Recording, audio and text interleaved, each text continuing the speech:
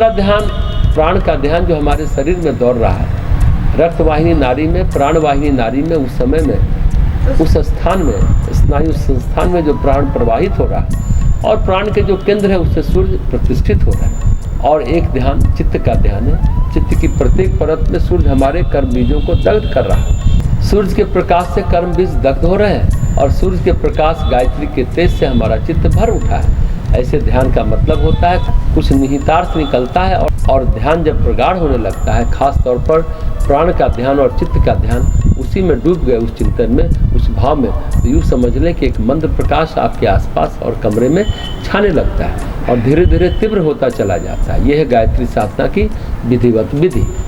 जप साधना परावाणी, बैखरी वाणी और उपांशु वाणी से होता है। परावाणी बहुत कठिन है, बैखरी कोई करता नहीं बोल के, उपांशु से ही लोग जप करते हैं।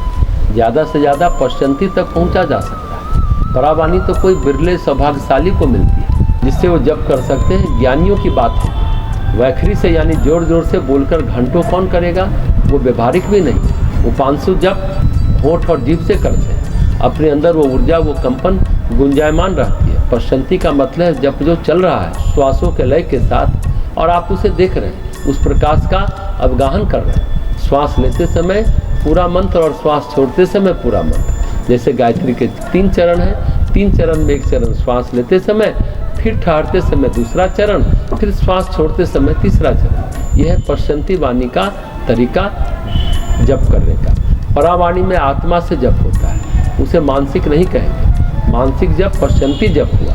परा में वो आपके अंतरात्मा में, आपके चित्त में घुल जाता है। फिर आप बैठे भी हुए हैं तो मंत्र की ध्वनियाँ चलती रहती है। तो गायत्री करने पर अपना भी उद्धार होता है, जिसके लिए किया जा रहा है उसका भी उद्धार होता है, उसे भी प्रेत तत्व से मुक्ति मिलती है। लेकिन इतना तय है कि गायत्री साधना जो नियम पूर्वक करते हैं वे प्रेत योनि में नहीं जाएंगे, यह स्पष्ट है। यह गायत्री मंत्र जप का सबसे बड़ा महत्व है।